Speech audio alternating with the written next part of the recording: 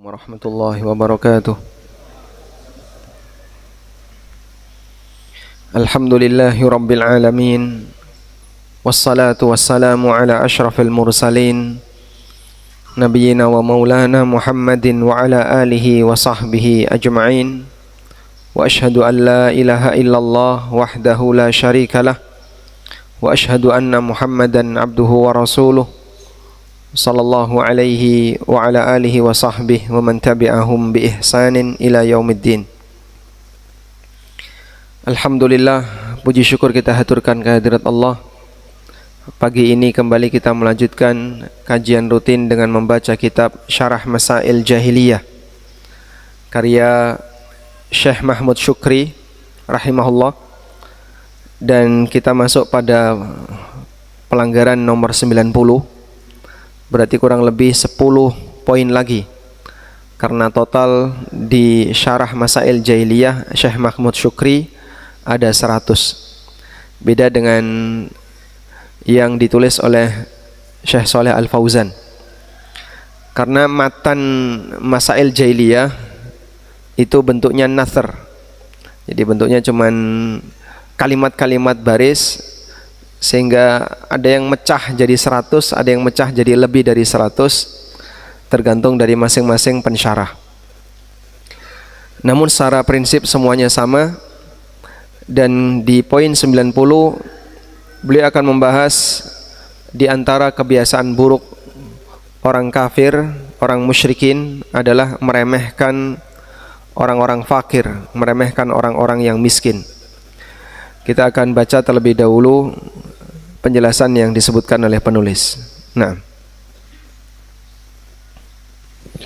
Bismillah, salatu wassalamu ala rasulillah wa ba'du. Masalah jahiliyah ke-90, merendahkan orang-orang fakir miskin. Allah Ta'ala menurunkan firman-Nya mengingkari perkara jahiliyah ini. Wala tadrudil ladzina yad'una rabbahum bil ghadati wal asyi yuriduna wajhah. Dan janganlah kamu mengusir orang-orang yang menyeru Rabb-nya di pagi hari dan petang hari, sedang mereka menghendaki wajahnya. Quran Surat Al-An'am ayat 52. Dan penjelasan makna ayat ini berkaitan dengan ayat sebelumnya, yaitu firman Allah Ta'ala, wa anzir bihil ladzina yakhafuna ay yuhsyaru ila rabbihim laisa lahum min dunihi waliyyun wala syafi'un la'allahum yattaqun. Wala tadrudil ladzina yad'una rabbahum bil ghadati wal ashyi yuriduna wajhah ma 'alaika min hisabihim min syai'in wa ma min hisabika 'alaihim min syai'in tatrudahum. Mikrofonnya fatadrudahum fatakuna minadh dhalimin. Dan berilah peringatan dengan apa yang diwahyukan itu kepada orang-orang yang takut akan dihimpunkan kepada Rabb-nya pada hari kiamat, sedang bagi mereka tidak ada seorang pelindung dan pemberi syafaat pun selain daripada Allah, agar mereka bertakwa. Dan janganlah kamu mengusir orang-orang yang menyeru Rabb-nya di pagi hari dan petang hari, sedang mereka menghendaki keridhaannya. Kamu tidak memikul tanggung jawab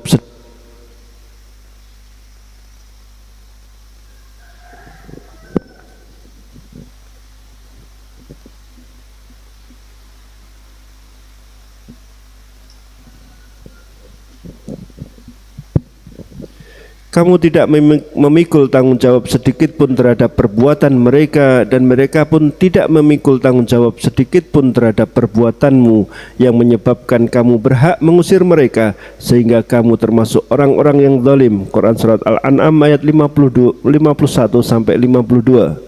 Setelah Allah memerintahkan Nabi-Nya SAW untuk memberikan peringatan kepada orang-orang yang disebutkan ini, barangkali mereka sedang berusaha menempuh jalan orang-orang yang bertakwa. Allah melarang hal itu karena bisa menyebabkan pengusiran mereka. Dan dari sebagian riwayat dapat dipahami bahwa kedua ayat ini turun bersamaan, tetapi hal itu tidak terpahami demikian dari sebagian riwayat yang lain, di mana Imam Ahmad dan At-Tabrani serta lainnya meriwayatkan dari Ibnu Mas'ud radhiyallahu taala anhu, beliau berkata, sejumlah tokoh dan di dekat beliau terhadap Suhaib, Ammar, Bilal, Khobab serta orang-orang semacam mereka dari orang-orang lemah atau fakir kaum muslimin. Lalu mereka berkata, wahai Muhammad, engkau rela orang-orang seperti ini dengan meninggalkan kaummu? Apakah orang-orang seperti ini yang Allah pilih di antara kita? Apakah kami harus mengikuti jejak orang-orang seperti ini? Jauhkanlah mereka dari sisimu, barangkali setelah engkau menjauhkan mereka darimu, kami akan mengikutimu. Maka Allah menurunkan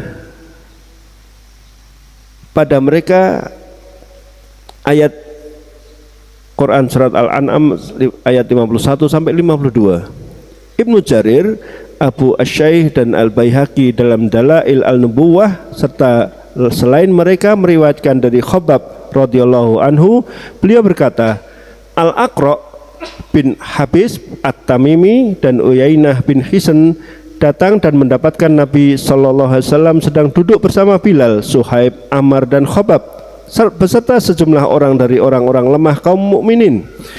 Ketika mereka melihat mereka merendahkan mereka, lalu mereka mendatanginya sehingga mereka hanya duduk dengan beliau.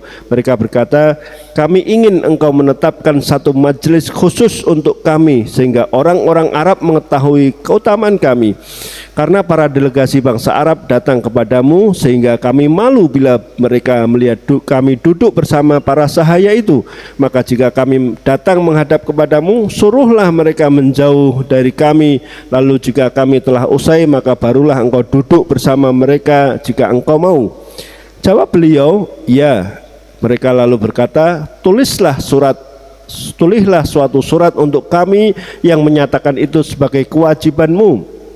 Maka beliau pun meminta lembaran dan memanggil Ali radhiyallahu anhu untuk menuliskan. Sementara kami masih duduk di tempat yang agak jauh, tiba-tiba Jibril turun dengan membawa ayat ini, wala tadrud, dan janganlah engkau mengusir, dan seterusnya. Beliau sallallahu alaihi wasallam kemudian memanggil kami, lalu kami pun mendekat kepada beliau, di mana beliau membaca, salamun alaikum kataba rabbukum ala nafsihir rahmah, salamun alaikum, Rabbmu telah menetapkan atas dirinya kasih sayang. Quran surat Al-An'am ayat 54.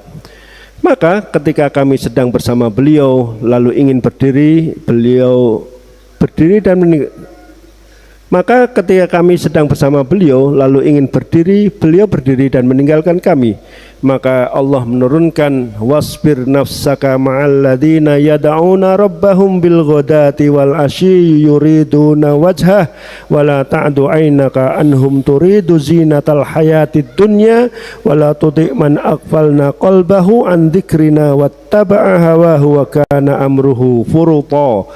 Dan bersabarlah kamu bersama orang-orang yang menyeru Rabbnya di pagi hari dan senja hari dengan mengharap keridhaannya, dan janganlah kedua matamu berpaling dari mereka karena mengharapkan perhiasan kehidupan dunia ini, dan janganlah kamu mengikuti orang yang hatinya telah kami lalaikan dari mengingat kami serta menuruti hawa nafsunya, dan adalah keadaannya itu melewati batas. Quran surat Al-Kahfi ayat 28. Maka biasanya Rasulullah sallallahu alaihi wasallam duduk bersama kami, lalu bila waktu di mana beliau biasa akan bangun untuk pergi, kami bangun dan kami membiarkan beliau hingga beliau berdiri dan pergi.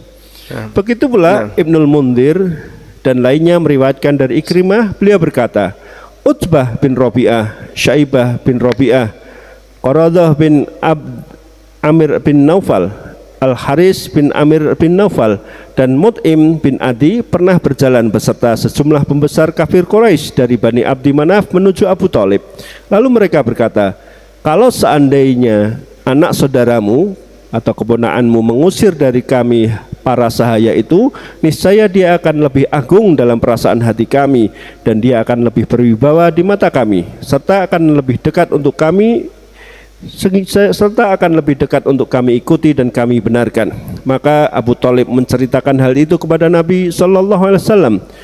Maka Umar bin Khattab radhiyallahu anhu berkata, andai saja Anda lakukan itu wahai Rasulullah, sehingga kita dapat melihat apa yang mereka inginkan dengan perkataan mereka tersebut, dan kemana akhir sikap mereka? Maka Allah Ta'ala menurunkan wa andir bihil ladina yakhafuna ayyuhsyaru ila rabbihim laisa lahum min dunihi waliyyu wala syafi'un la'allahum yattaqun wala tadrudil ladina yad'una rabbahum bil ghadati wal asyi yuriduna wajhah ma 'alaika min hisabihim min syai'in wa ma min hisabika 'alaihim min syai'in fatadrudahum fatakuna minal dhalimin wa kadzalika fatanna ba'dahum bi ba'dil liyaqulu ahaula'i manallahu 'alaihim min bainina alaisallahu bi'a'lama bisyakirin.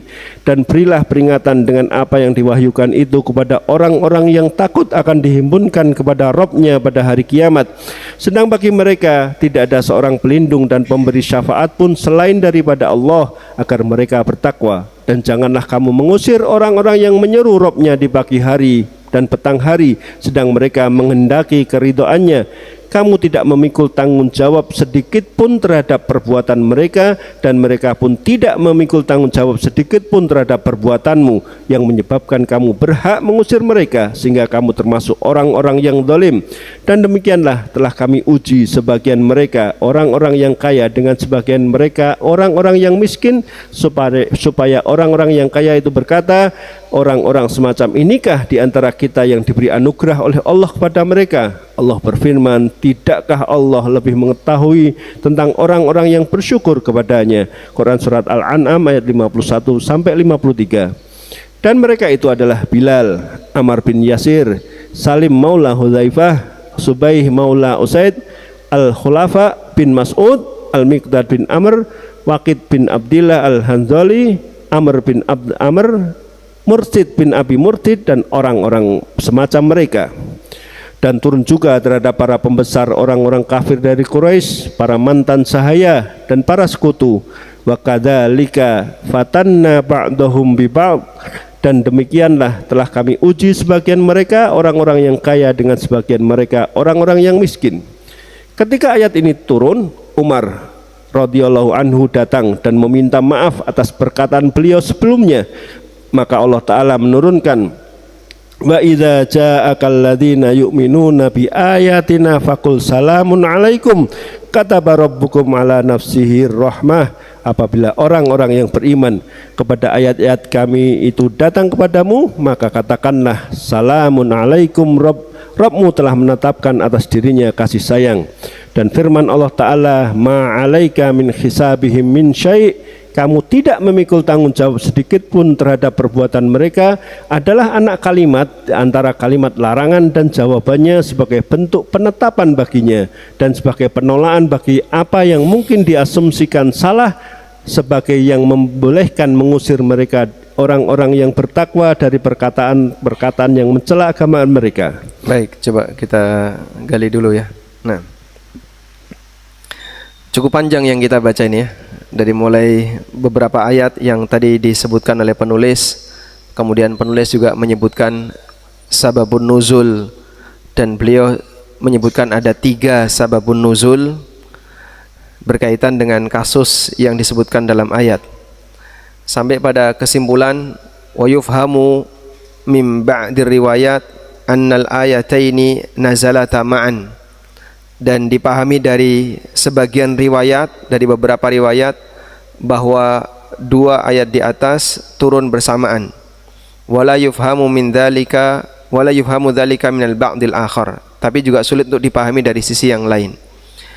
Jadi pertama begini, dalam satu ayat yang sama ada kemungkinan memiliki beberapa sababun nuzul yang disebut dengan takrarus sabab, yang disebut dengan takrar as-sabab atau takrarun nuzul. Terjadi pengulangan turunnya ayat. Jadi ayat 1 turun berulang, kemarin pernah turun, kemudian turun lagi di waktu yang berbeda, menjelaskan tentang konteks yang berbeda. Ada sebuah kejadian A, lalu turun ayat, lalu ada kejadian B, kemudian turun ayat yang sama. Disebut apa tadi? Takrar an-nuzul, terjadi pengulangan turunnya ayat.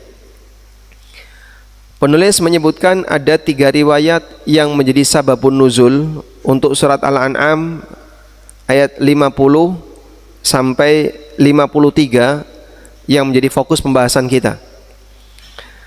Pertama, hadis dari Ibnu Mas'ud yang diriwayatkan oleh Imam Ahmad, Tabrani dan yang lainnya. Yang kedua, riwayat Ibnu Jarir, Abu Shaykh Al-Asbahani. Beliau hidup di awal abad 3 Hijriah, akhir abad 3, awal abad 4. Kemudian Al-Baihaqi dalam Dalailun Nubuwah dan yang lainnya dari Khabbab Ibnul Arad. Ini riwayat yang kedua. Riwayat yang ketiga diriwayatkan oleh Ibnul Mundir dan yang lainnya dari Ikrimah. Yang ini kejadiannya ada di Mekah. Sehingga ada 3 sababun nuzul yang disebutkan oleh penulis dan ayat yang turun sama. Berarti terjadi apa? Takrar an-nuzul, terjadi pengulangan turunnya ayat. Kejadian A turun ayat tersebut, kejadian B turun ayat tersebut juga, kejadian C juga sama. Baik. Dan inti dari semua sababun nuzul ini menceritakan tentang bagaimana kesombongan orang musyrikin. Mereka menganggap bahwa pertama, Nabi SAW turun wibawa gara-gara orang yang berada di dekat beliau adalah orang lemah, orang yang miskin. Yang kedua, mereka enggan untuk kumpul dengan orang yang miskin. Yang ketiga, mereka menjanjikan, saya mau mendengarkan apa perkataan Muhammad asal orang miskin itu diusir. Nah, kita baru mau masuk kalau orang miskin itu pergi dari sini. Dan ini puncaknya, sehingga mereka menganggap bahwasanya diri mereka lebih berhak terhadap Nabi Muhammad SAW. Maka orang-orang lemah, orang-orang miskin itu harus diusir dari Rasulullah SAW. Dan sampai sekarang pemahaman semacam ini masih beredar di tengah masyarakat. Orang kaya tidak hanya merasa dia mulia dengan kekayaannya, tapi dia juga merasa lebih mulia agamanya dengan status sosial yang dia miliki. Beberapa orang yang punya status sosial, dia merasa agamanya lebih tinggi. Makanya ketika guru yang menyampaikan tidak punya status sosial, tidak punya posisi, lebih sulit untuk mereka terima. Demikianlah realita yang bisa kita lihat di lapangan. Sehingga saat mereka di masjid merasa paling berhak di saf pertama, merasa paling berhak untuk mendapatkan posisi, padahal itu di tempat ibadah. Kalau mereka merasa lebih unggul dalam masalah dunia, itu sudah lama yang ada pada hati mereka. Ternyata di saat yang sama, orang kaya juga merasa mereka lebih hebat dari sisi agama dibandingkan orang miskin. Padahal tidak jaminan lebih kaya lebih bertakwa. Selanjutnya, dakwah para nabi sepanjang sejarah, mayoritas pengikutnya adalah orang yang lemah, orang yang miskin. Kita sudah pernah membaca bagaimana kondisi pengikutnya Nabi Nuh alaihissalam. Sampai orang-orang kafir ketika mengomentari pengikutnya Nabi Nuh, wa ma nara alladzina taba'aka illa alladzina hum aradhiluna badiyar ra'yi.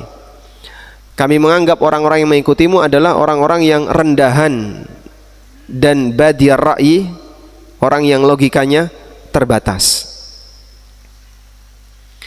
Pada waktu Abu Sufyan ditanya oleh Raja Heraklius, setelah raja mendapatkan surat dari Nabi Muhammad SAW, Raja Heraklius bertanya, siapakah yang menjadi para pengikut Nabi yang ada di Mekah ini? Apakah orang kaya di antara kalian ataukah orang miskin di antara kalian? Jawab Abu Sufyan apa? Bal du'afa'uhum. Yang menjadi pengikut Nabi adalah orang-orang lemah di antara mereka. Kemudian apa kata Heraklius? hadza atba'ur rusul. Seperti itulah para pengikut rasul-rasul di masa silam. Sehingga pengikut para rasul dominan adalah orang yang dianggap sebagai manusia tidak punya status sosial, orang yang rendah, orang yang miskin, dan seterusnya. Selanjutnya, karakter orang munafik seperti itu juga. Mereka disebut oleh Allah dalam Al-Quran, alladzi yatu'ul yatim wa la yahuddu ala ta'amil miskin. Suka nyingkirkan anak yatim. Makanya dalam ancaman yang disebutkan oleh Allah, di antara ancaman yang diberikan kepada orang kafir adalah yauma yud'auna ila nari jahannama da'a. Pada hari mereka itu didorong ya, untuk masuk ke dalam jahannam. Kata yud'auna sebagaimana perbuatan mereka, yang mereka itu yadu'ul yatim. Maka sebagaimana ketika mereka di dunia mereka dorong anak yatim, menyingkirkan anak yatim, maka saat di akhirat cara Allah menghukum mereka diantaranya adalah dengan yud'auna ila nari jahannam, didorong untuk dimasukkan ke dalam neraka jahannam. Fal jaza'u min jinsil amal, sehingga balasan sejenis dengan amal. Wala yahuddu ala ta'amil miskin. Wala yahuddu ala ta'amil miskin laisa lahum rahmatun wala ra'fah. Mereka tidak memotivasi diri mereka untuk memberi makan orang miskin. Sebagian ahli tafsir mengatakan seperti tafsirnya Syekh Sa'di, mereka tidak punya rasa kasih sayang, mereka tidak punya belas kasihan kepada orang miskin. Laisa lahum rahmatun wala ra'fah bil masakin wad du'afa. Mereka tidak punya rasa kasih sayang, tidak punya belas kasihan kepada orang miskin. Sehingga di sini kita bisa lihat sinkron antara kekufuran, kemunafikan dengan kesombongan. Karakter kesombongan, merasa lebih tinggi, merasa lebih mulia dan seterusnya, itu melekat pada karakter kesyirikan, kekufuran, dan kemunafikan. Sehingga mereka merasa lebih tinggi dibandingkan orang soleh yang dia tidak punya status sosial di masyarakat, baik dari sisi harta maupun dari sisi jabatan.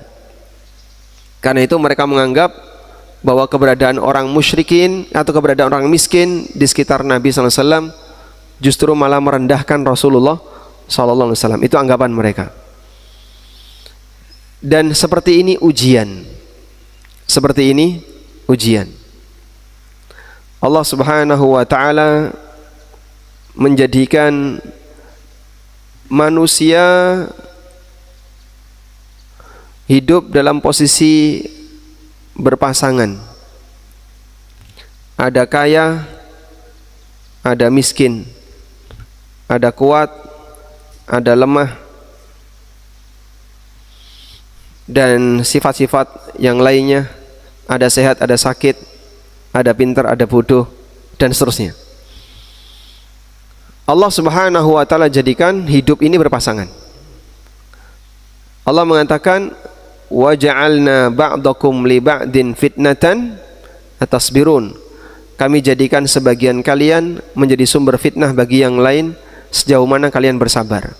Orang kaya sumber fitnah bagi orang miskin sumber fitnah bagi kaya. Orang kuat sumber fitnah bagi yang lemah, orang lemah sumber fitnah bagi yang kuat. Dan demikian seterusnya.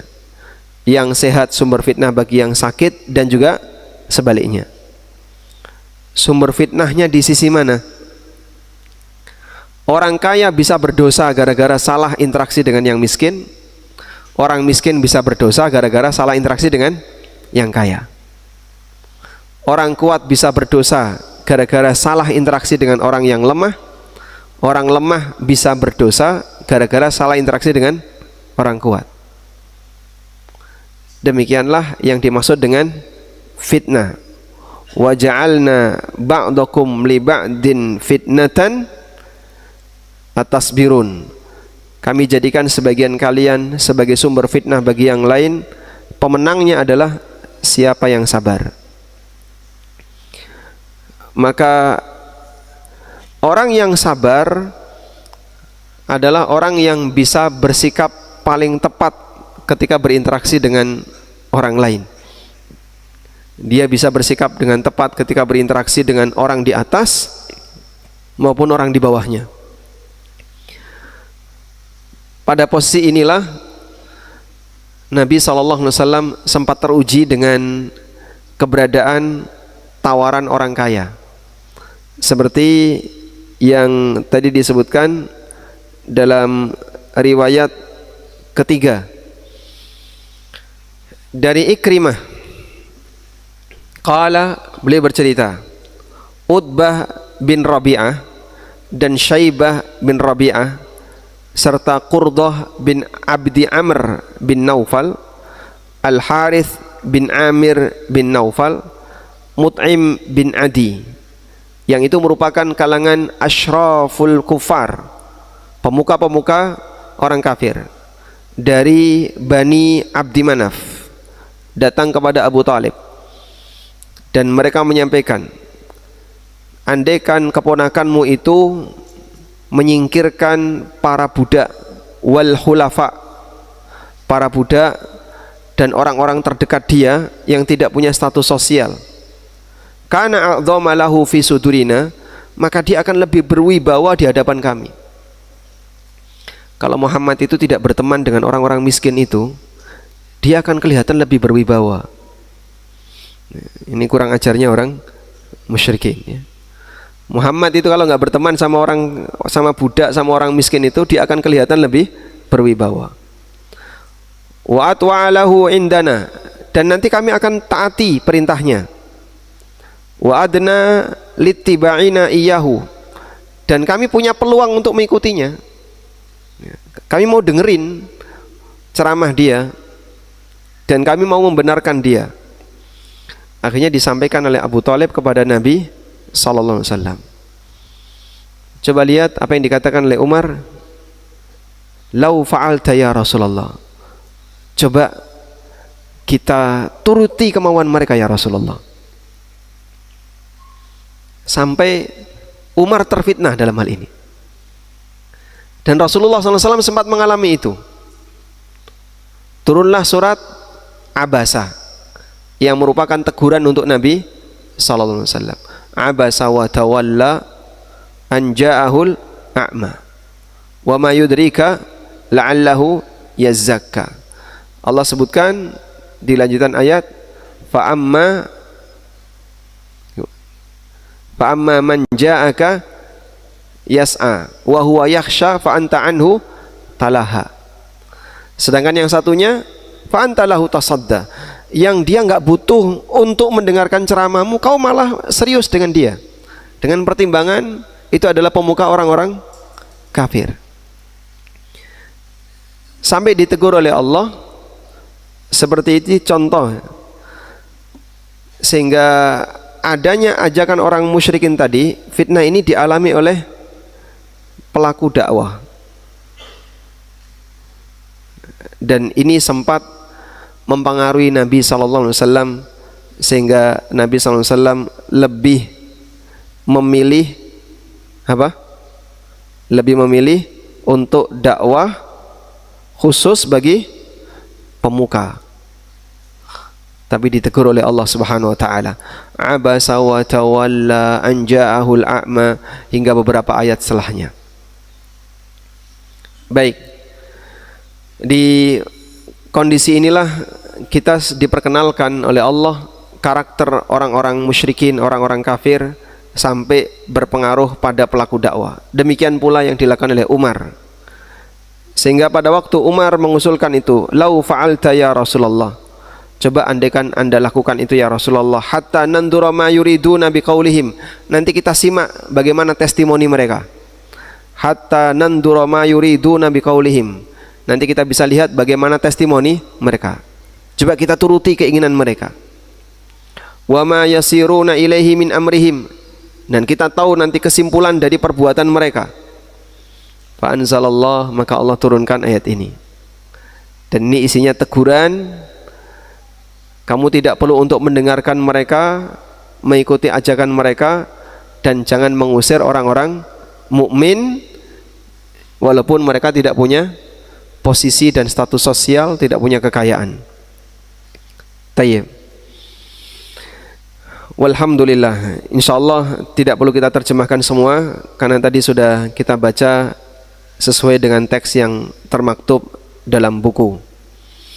Baik, intinya kita ingin menegaskan beberapa poin bahwa karakter suka merendahkan orang lemah, ini adalah karakter musyrikin, dan ini ditunjukkan oleh Al-Quran surat Al-An'am pada ayat yang tadi kita baca. Ayat berapa? 50, mulai dari ayat 50 sampai 52, demikian pula 53 sampai 53. Kemudian karakter orang munafik yang Allah sebutkan di surat Al-Ma'un, alladzi yad'ul yatim wa la yahuddu ala ta'amil miskin. Dan ini berbeda dengan karakter orang soleh di kalangan para nabi dan yang lainnya. Umumnya pengikut nabi bukan orang yang punya status sosial, tidak punya status sosial. Beberapa nama yang tadi disebutkan, ada Khabbab ibnul Arat, Ammar bin Yasir, Suhaib, Bilal, mereka adalah mantan budak. Khabbab itu mantan budak ya, lalu kemudian dimerdekakan, kemudian oleh mantan majikannya diajari untuk membuat senjata, jadi pandai besi, sampai akhirnya Khabbab menjadi orang yang berkecukupan di kota Mekah, tapi karena dibiayai oleh seorang wanita. Nah, saat Khabbab masuk Islam, akhirnya keluarga dari wanita yang membebaskan Khabbab ini nggak terima. Terus mereka datang ke bengkelnya Khabbab. Nah, itu ada besi-besi serpihan yang panas itu dicoskan di punggungnya Khabbab. Makanya dulu pernah kita sampaikan ya, Umar radhiyallahu anhu pernah memberikan pujian kepada Khabbab, belum pernah melihat ada punggung yang lebih rusak dibandingkan punggungnya Khabbab. Jadi disiksa di bengkelnya, serpian-serpian besi, karena beliau adalah seorang pandai besi, dipanaskan kemudian ditempelkan di punggungnya Khabbab, jadi keloidnya. Kayak apa rupanya itu, wallahu a'lam. Tayyib. Kemudian orang munafik menilai bahwa Nabi SAW hilang kemuliaan karena kumpul dengan orang kafir. Nah, ini salah satu di antara pelanggarannya, menganggap Nabi SAW hilang wibawa karena apa? Kumpul dengan orang yang tidak punya, dengan orang miskin. Zaman sekarang ada nggak kayak gini, Pak? Hah? Ada. Jadi kumpul sama orang miskin menghilangkan wibawa. Maka pemahaman ini kalau ada sampai zaman sekarang berarti melestarikan tradisi jahiliyah. Sampai pada titik menyuruh mengusir orang miskin. Orang miskin suruh pergi, jangan kumpul di situ, Demikian pula mau mendengarkan, mau bergabung jika yang miskin hilang. Kalau selama di dekat kamu ada orang-orang yang tidak mampu, ada orang-orang yang miskin, ya kami nggak mau gabung. Tapi kalau mereka sudah pergi, baru kami mau mendekat.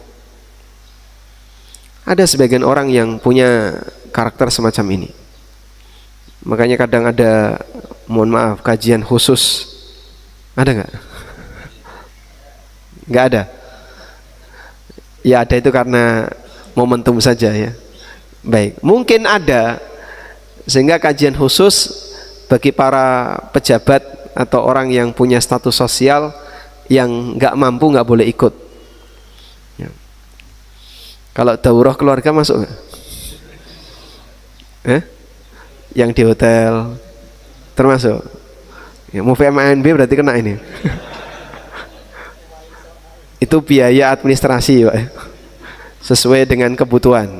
Nah. Tayyib. Orang soleh umumnya pengikut para nabi dan mereka tidak punya status sosial. Lalu orang soleh tidak menolak untuk kumpul dengan orang yang tidak mampu. Tidak menolak untuk bersama dengan orang yang tidak mampu. Karena itu di posisi ini Nabi SAW sering kumpul dengan Bilal, sering kumpul dengan Suhaib dan beberapa sahabat yang mereka mantan budak, kumpul dengan Ammar bin Yasir dan seterusnya. Wallahu a'lam. Tayyib. Intinya ya, jangan sampai kebanggaan dunia mengantarkan seseorang pada titik merasa lebih tinggi agamanya. Seperti kesimpulan di awal tadi, di mana ada sebagian orang yang dia bangga terhadap dunia dan di saat yang sama dia juga merasa agamanya lebih tinggi dibandingkan yang lain. Aku lebih mulia dibandingkan kami, ya, dibandingkan kalian, guru kalian, orang-orang seperti itu guru kami lebih hebat dan seterusnya. Baik, sekarang coba kita baca lanjutannya. Kaum Nabi Nuh alaihissalam mereka berkata, wa ma naraka taba'aka illal ladzina hum aradiluna bariyal ra'i. Dan kami tidak melihat orang-orang yang mengikuti kamu melainkan orang-orang yang hina dina di antara kami yang lekas percaya saja. Quran surat Hud ayat 27. Maknanya, engkau tidak memiliki tanggung jawab apapun atas perhitungan iman dan amal-amal batin mereka sebagaimana yang dikatakan oleh orang-orang musyrik, hingga engkau harus sibuk dengan itu dan menegakkan hukum-hukum di atas itu, karena tugasmu yang sesuai dengan kedudukan kerasulan adalah melihat kepada zahir segala perkara dan menjalankan hukum-hukum berdasarkan itu, kemudian menyerahkan urusan batin kepada Allah yang maha teliti lagi maha mengenal.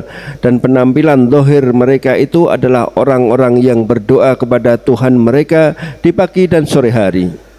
Dan diriwayatkan dari Ibnu Zaid bahwasanya maknanya tidak ada kewajiban atasmu untuk menghitung rezeki mereka, yakni karena begitu fakirnya mereka. Maksudnya tidak mudarat atasmu berkaitan dengan kefakiran mereka, agar menjadi benar sikapmu untuk maju menyetujui apa yang diinginkan orang-orang musyrik itu berkaitan dengan orang-orang fakir itu. Dan firman Allah Ta'ala, ma'alaika min hisabihim min syai', kamu tidak memikul tanggung jawab sedikit pun terhadap perbuatan mereka, adalah maktuf atau diikutkan kepada kata yang sebelumnya, dan ia didatangkan padahal jawaban telah sempurna dengan hal itu sebagai ungkapan yang tegas dalam rangka penjelasan tentang tidak perlunya perhitungan mereka terhadap beliau dengan rangkaian kalimat yang tidak ada syubhat padanya, yaitu tidak perlunya penghitungan beliau sallallahu alaihi wasallam terhadap mereka. Maka sejalan dengan cara diungkapkan oleh firman Allah Ta'ala, fa idza jaa ajalahum, fa idza jaa ajaluhum la yastakhiruna sa'ah wa la yastaqdimun, maka apabila telah datang waktunya mereka tidak dapat mengundurkannya barang sesaat pun dan tidak dapat pula memajukannya. Quran surat Al-A'raf ayat 34. Begitu juga menurut satu pendapat surat An-Nahl ayat 61.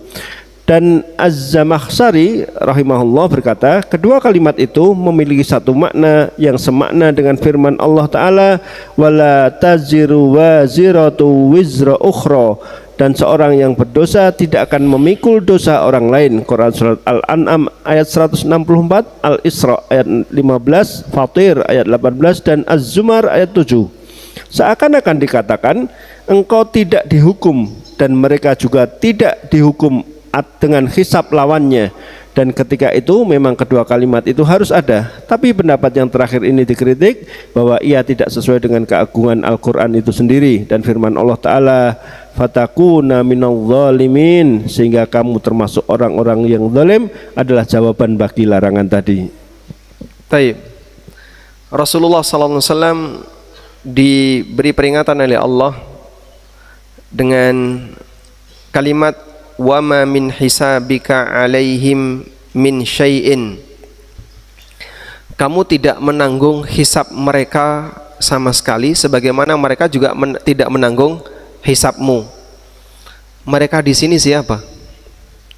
Mereka orang yang tidak mampu itu, ataukah mereka orang-orang musyrikin yang merasa lebih terhormat itu? Yang benar yang mana?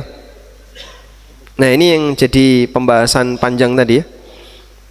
Sebenarnya yang dimaksud kamu tidak menanggung hisabnya ini hisab apa? Tapi di sini ada satu riwayat dari Ibnu Zaid, anal makna, bahwa makna ma 'alaika syai'un min hisabihim, maksudnya adalah min hisabi rizkihim. Kamu tidak menanggung perhitungan rizki mereka. Sehingga kalaupun kamu berdakwah kemudian menyampaikan kepada orang-orang yang tidak mampu, kau tidak diberi kewajiban untuk memberi kecukupan kepada jamaah kamu yang tidak mampu. Ai min fakrihim, kamu tidak diberi beban untuk membantu kefakiran mereka. Wal murad, sehingga makna ayat la yadurruka faqruhum syai'a, kondisi fakir mereka tidak akan membahayakanmu sedikit pun. Liyasihha lakal iqdamu ala ma aradahu al musyrikuna minka fihim, yang itu kau jadikan sebagai alasan sehingga kau tinggalkan orang yang tidak mampu lalu beralih fokus mendakwai orang yang mampu. Jadi kalaupun jamaahmu itu orang yang tidak mampu, itu tidak akan merugikan kamu. Kalau itu merugikan kamu, kamu boleh tinggalkan mereka dan silahkan beralih kepada yang mampu. Kalau itu merugikan kamu, kenapa nggak mau dakwai orang miskin? Merugikan saya ya Allah, nanti saya ketularan miskin. Nah, itu kan merugikan ya. Sehingga kalau terjadi itu, ini beralasan. Andai kan terjadi seperti itu, maka meninggalkan orang miskin dan beralih kepada orang kaya beralasan nggak? Beralasan. Saya ulang ya. Allah menegaskan, wa ma min hisabika alaihim min syai'. Kamu tidak bertanggung jawab terhadap hisab mereka. Mereka di sini bisa dipahami mereka orang miskin atau mereka pemuka Quraisy tadi ya. Bisa dipahami? Baik. Kalau dimaknai mereka orang miskin, ada riwayat dari Ibnu Zaid bahwa maksud dari ayat, kamu tidak menanggung perhitungan fakir mereka. Artinya kamu tidak diberi tanggung jawab untuk memenuhi kebutuhan mereka ketika kau ngajari orang-orang miskin itu. Paham? Baik. Sehingga keberadaan mereka sebagai orang miskin tidak merugikan kamu. Maka jangan jadikan ini sebagai alasan untuk meninggalkan mereka dan beralih kepada dakwahnya orang mendakwai orang kafir. Sampai di sini paham? Baik. Andai kau mendakwai orang miskin itu merugikan kamu, fayasihu lakal iqdam, maka mungkin kau punya alasan yang benar untuk mengikuti apa yang diinginkan oleh orang musyrik itu. Andaikan kau dakwah kepada orang miskin itu menyebabkan kamu ketularan miskin, kau punya alasan yang kuat untuk meninggalkan orang miskin itu. Tapi alasan ini nggak ada, sehingga mendakwai orang yang tidak mampu tidak menyebabkan orang itu mendapatkan kerugian dan madarat. Insya Allah dipahami? Baik. Sehingga makna ayat berisi peringatan kepada Nabi SAW, wa ma min hisabika alaihim min syai'. Kamu tidak menanggung hisab orang miskin itu sedikit pun. Artinya kalaupun kamu mendakwai orang miskin itu, kau tidak berkewajiban untuk memenuhi kebutuhan mereka. Kemudian wa ma min hisabika alaihim min syai' juga bisa diartikan him di sini, mereka di sini adalah orang kafir. Kamu tidak akan dihisab disebabkan keberadaan mereka. Artinya, kalaupun orang kafir pemuka-pemuka Quraisy tadi nggak mau dengerin dakwahmu gara-gara mereka minta dibuatkan forum khusus nggak dipenuhi, terus mereka bertahan pada kekufuran, kamu tidak akan dihisab. Kenapa kamu dulu tidak memenuhi keinginan orang kafir yang minta forum khusus? Barangkali setelah ada forum khusus untuk orang kafir, mereka mau masuk Islam. Kenapa dulu nggak dipenuhi? Apakah Nabi SAW akan dihisab seperti itu? Ayat ini mengatakan tidak. Bisa dipahami ya? Mungkin kita tuliskan nih di sini karena sudah terbiasa ditulis, jadi Nabi Sallallahu Alaihi Wasallam tidak akan dibebani hisab mereka. Begini kan ya? Nabi SAW tidak akan dibebani hisab mereka. Nah, kata mereka di sini, mereka yang mana? Fokus di kata mereka. Mereka bisa maknanya orang miskin. Kamu tidak dibebani hisab atau perhitungan mereka. Kalau dipahami hisab atau perhitungan orang miskin, kamu tidak dibebani dengan kemiskinan mereka. Kamu tidak dibebani dengan apa? Kemiskinan mereka. Jadi kalaupun kamu mendakwai orang miskin, kamu tidak punya tanggung jawab untuk membuat mereka berkecukupan, mencarikan pekerjaan yang mapan, memberikan penghasilan yang cukup. Kamu tidak dibebani dengan itu. Sehingga kau tidak akan rugi kalau mendakwai mereka. Sampai di sini paham ya? Insya Allah ini cukup mudah untuk dipahami. Makna mereka yang kedua, orang kafir, pemuka kafir tadi ya. Kamu, kalau makna yang kedua orang kafir, berarti kamu tidak akan dihisab disebabkan orang kafir itu tidak menerima dakwahmu karena kamu tidak mengikuti keinginan mereka, karena kamu tidak mengikuti harapan mereka. Apa harapan mereka? Apa harapan mereka? Dibuatkan daurah khusus. Ya, yang berbayar. Harapan mereka kan dibuatkan forum khusus, orang-orang miskin nggak boleh ikut, khusus untuk mereka, barangkali nanti kami mau dengerin. Nah, sampai Umar radhiyallahu anhu mengusulkan itu kepada Nabi Sallallahu Alaihi Wasallam. Sehingga andai pun misalnya Nabi SAW tidak nuruti keinginan minta forum khusus tadi, abaikan. Mereka diabaikan. Lalu mereka bertahan dalam kekufuran sampai mati. Apakah nanti Nabi Muhammad SAW dituntut oleh Allah? Gara-gara kamu tidak nuruti kemauan mereka, maka mereka nggak mau nerima dakwamu. Tuh mati kafir mereka. Apakah seperti itu? Ayat ini menegaskan tidak. Insya Allah bisa dipahami ya. Alhamdulillah. Baik. Jadi mungkin kalau baca buku bulat gitu, nanti sebenarnya kesimpulan ringkasnya seperti ini. Walhamdulillah. Insya Allah semoga penjelasan yang disampaikan oleh penulis bisa kita pahami dengan maksimal. Baik.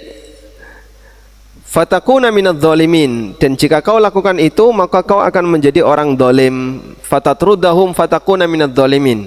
Kalau sampai kau mengusir mereka, orang-orang miskin, dan membuat forum khusus untuk pemuka-pemuka kafir tadi, fatakuna minadh dhalimin, maka kau akan menjadi orang zalim.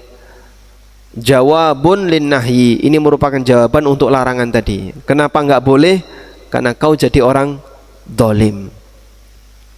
Fatakuna minadh dhalimin, min di sini bisa maknanya min lil bayan. Sehingga min lil bayan itu enggak perlu diterjemahkan. Fatakuna minadh dhalimin, fatakuna dhalimin gitu ya.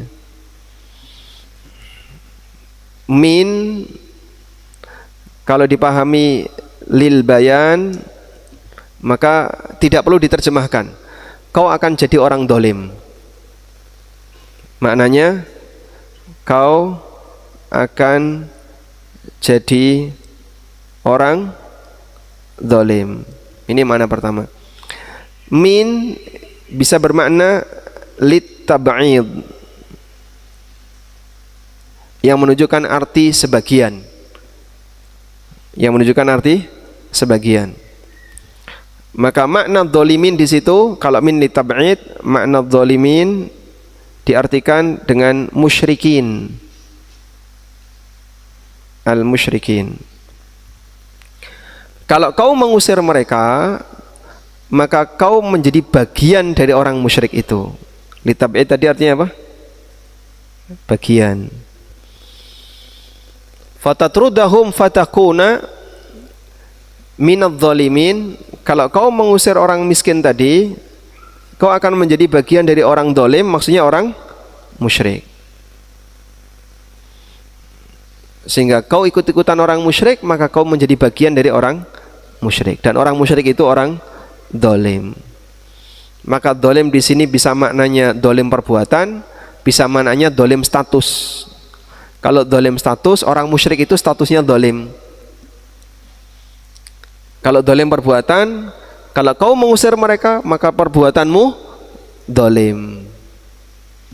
Meskipun kamu bukan orang musyrik. Wallahu alam. Walhamdulillahirabbil alamin. Baik. Insyaallah apa yang kita bahas ini semoga mencukupi dari penjelasan yang disampaikan oleh penulis. Masuk kaidah berikutnya atau gimana? Waktunya mepet. Diawet-awet. Biar awet ya. Tinggal sedikit. Tinggal 10. Hanya judul-judul saja di belakang, berarti tinggal 5, tinggal dikit ya. Biar awet, maka ini kita bahas di pertemuan berikutnya insyaallah. Baik, demikian, semoga apa yang kita bahas ini bermanfaat. Wassallallahu ala nabiyyina Muhammadin wa ala alihi wa sahbihi wasallam. Jazakallahu khairan Ustaz atas kajian di pagi hari ini. Ada pengumuman dari Takmir Masjid Al-Hidayah Purwosari. Yang pertama, bagi jamaah yang sudah berdonasi pembebasan tanah pengembangan Masjid Al-Hidayah, diaturkan jazakumullahu khairan.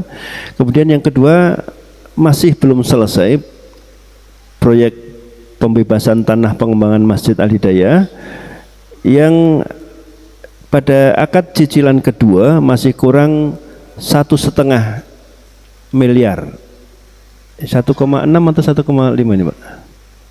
1,5, 1,5 miliar. Monggo bisa jamaah bisa membantu berdonasi di proyek pembebasan tanah pengembangan Masjid Al-Hidayah dan berhubungan dengan takmir. Berikutnya kota infak di mana? Coba angkat kota infaknya di mana? Kota infak Di belakang. Baik, untuk hari ini boleh langsung aja ya. Nah, biar lebih mudah yang mungkin hari ini mau langsung ikut terlibat, silakan diputar 7 kali tawaf, Pak. Diputar lagi kota infaknya. Dan boleh dengan kertas ya dituliskan janji untuk wakaf, nanti bisa dihubungi oleh panitia. Jadi akan membantu 1 miliar misalnya, tulis saja nomor handphonenya, nanti akan dihubungi oleh takmir ya. Karena kalau kotak itu nyemplungi biasanya rata gede ya, makanya boleh. Rekeningnya ada, oke, di rekeningnya juga bisa ya. Monggo. Alhamdulillah. Baik, sambil muter, tapi jangan diputer terus dihubung-hubung ini ya, maksudnya diedarkan ya. Ada pertanyaan, saya usaha warung makan, ketika posisi hanya ada 1 orang karyawan di warung dan saat itu ada pelanggan sedang makan, sedang saat itu bertepatan dengan waktu sholat, tapi tidak memungkinkan meninggalkan warung untuk pergi ke masjid sholat berjamaah, apakah saya selaku pemilik berdosa sehingga karyawan tersebut tidak bisa sholat jamaah di masjid? Nah, ada 2 kondisi ya yang bisa kita jadikan sebagai pertimbangan. Pertama, berkaitan dengan masalah amar ma'ruf nahi mungkar. Kita punya kewajiban untuk amar ma'ruf nahi mungkar sebisa yang kita lakukan, sehingga semakin banyak orang yang berada di bawah kita, tanggung jawab amar ma'ruf nahi mungkar semakin besar. Sebagaimana interaksi yang kita lakukan, tanggung jawab itu juga semakin besar. Karyawan itu adalah bawahan Anda, dan Nabi SAW perintahkan, man ra'a minkum mungkaran falyughayyirhu biyadihi fa illam yastati' fabilisanih fa illam yastati fa biqalbih wa dzalika ad'aful iman. Kita diwajibkan oleh Nabi SAW kalau melihat kemungkaran untuk mengubahnya.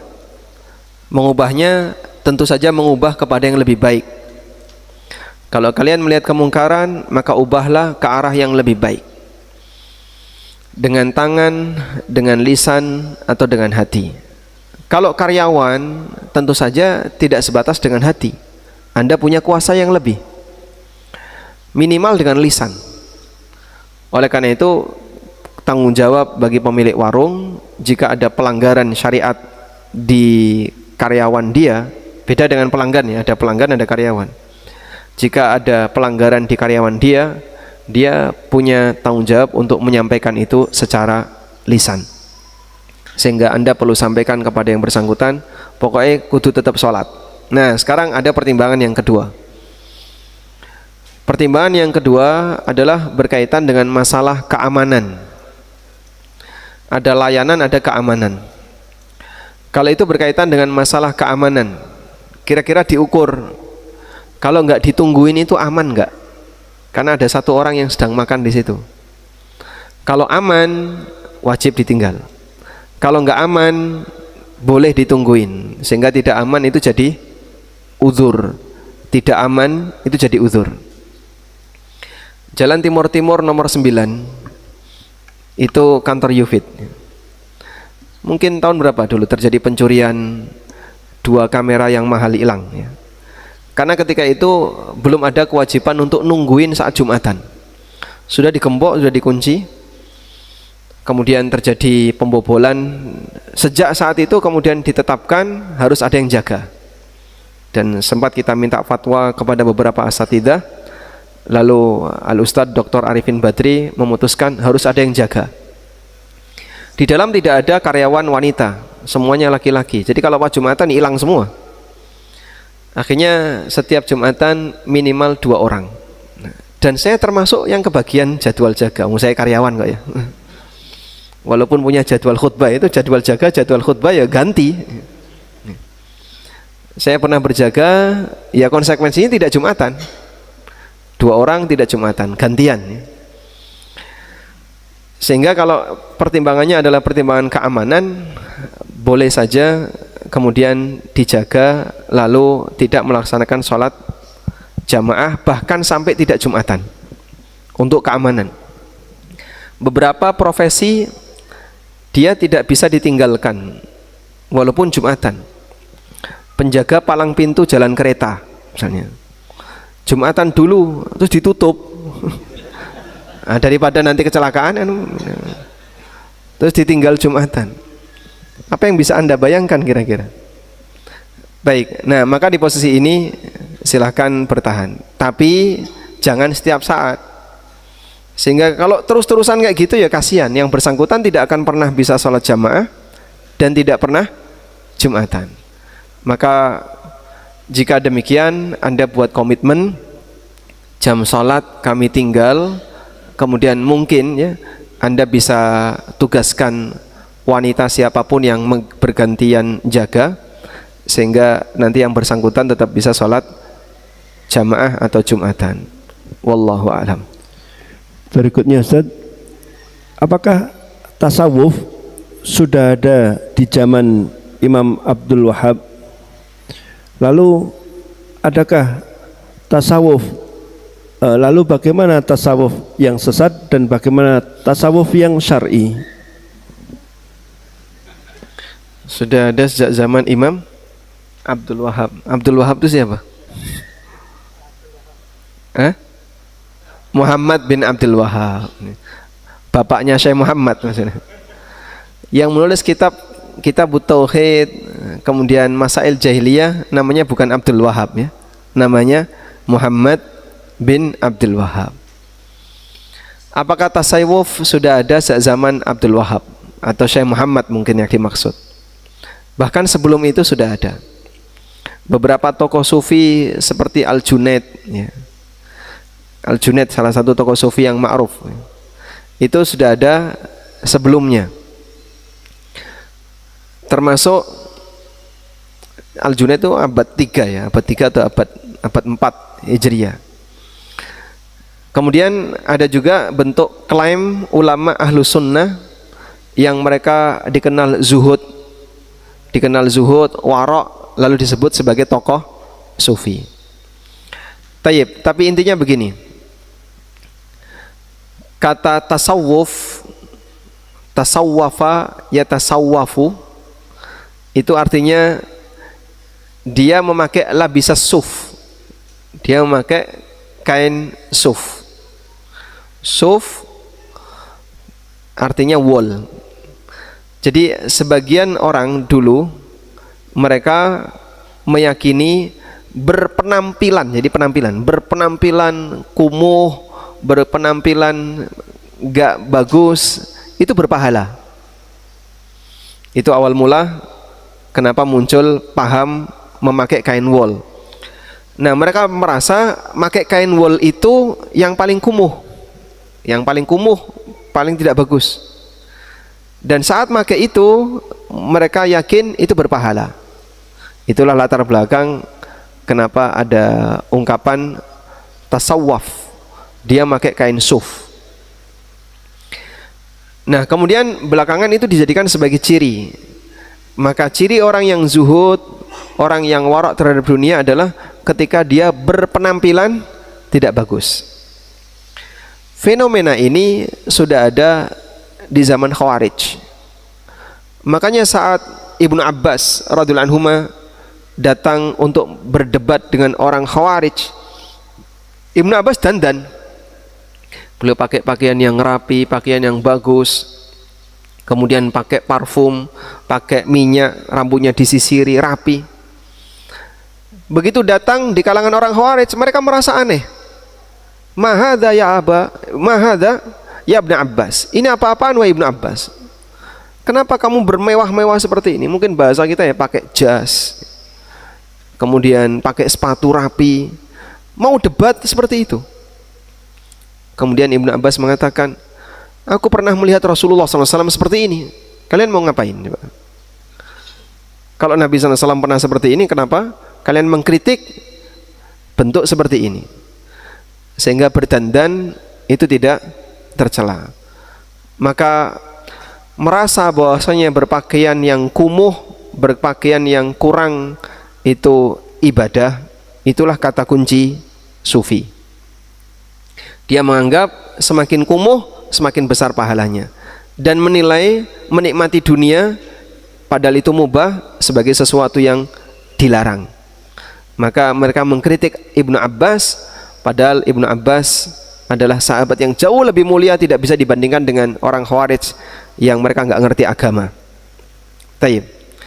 Selanjutnya dalam perjalanannya, kelompok sufi ini begitu mereka beribadah itu lebih didasari oleh perasaan. Perasaan gimana, Pak?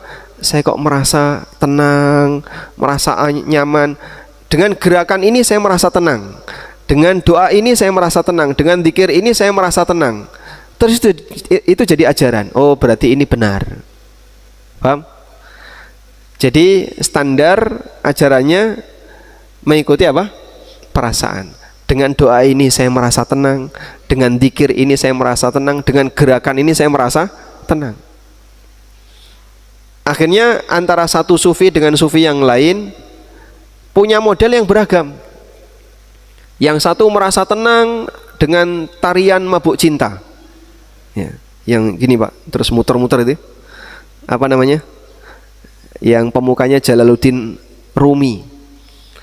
Dia merasa bisa fly, ya.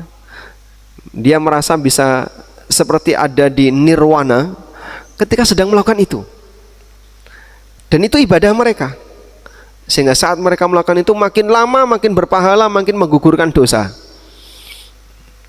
Ada yang juga pakai mantuk-mantuk gitu. Wah. Dan dia merasa ketika mantuk-mantuk ini saya mendapatkan ketenangan di sini. Ada yang ketika dzikir itu badannya gerak 360 derajat begini geraknya. Ada salah satu jamaah saya pernah ke daerah Banten. Beliau sholat di masjid rehabilitasi, dan itu menggunakan metode sufi. Jamaahnya banyak. Teman-temannya sudah pada keluar saat habis Jumatan, sementara beliau terlambat. Ada di soft, belum sempat keluar, acara sudah dimulai. Jamaah yang ada di soft belakangnya sedang bergoyang, sampai beliau itu kesulitan mau keluar. Iki aku metu ketabrak, karena goyangannya kuat, Pak. Namanya Pak Doso, ya, ada di Minomartani, cerita tentang itu. Saya itu ketika mau keluar tuh nggak bisa, Mas, karena satu masjid itu gerak semua badannya gini. Nah, itu contoh berawal dari apa? Dengan ini saya merasa tenang, dengan ini saya merasa tenang. Akhirnya agama dibentuk atas landasan perasaan. Nah, kalau perasaan jadi agama, perasaan kamu dan perasaan dia berbeda. Perasaan saya dan perasaan mereka berbeda. Terus yang benar yang mana? Semuanya benar. Wah, ngawur nanti jadinya. Maka jadinya ada banyak model agama yang berwarna-warni. Karena itu kelompok sufi pecah berkeping-keping kecil-kecil dalam jumlah banyak, karena masing-masing punya perasaan yang berbeda-beda tadi. Terus Anda bertanya, apakah ada sufi yang sejalan dengan ahlu sunnah? Yang dimaksud di situ mungkin adalah ulama ahlu sunnah. Dia tidak pernah ngajari tentang bid'ah, tapi beliau tokoh dalam masalah zuhud, dalam masalah warok, dalam masalah kesederhanaan dan seterusnya.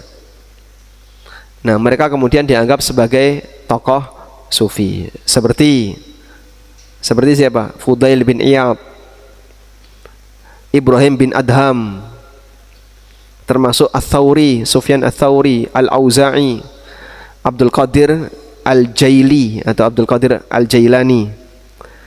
Mereka ulama-ulama yang banyak mengajarkan tentang hidup sederhana, hidup zuhud, sebagaimana yang lain. Lalu dianggap sebagai tokoh sufi, padahal mereka tidak punya prinsip sebagaimana gayanya orang sufi, yang menjadikan standar agama mengikuti perasaan. Wallahu alam.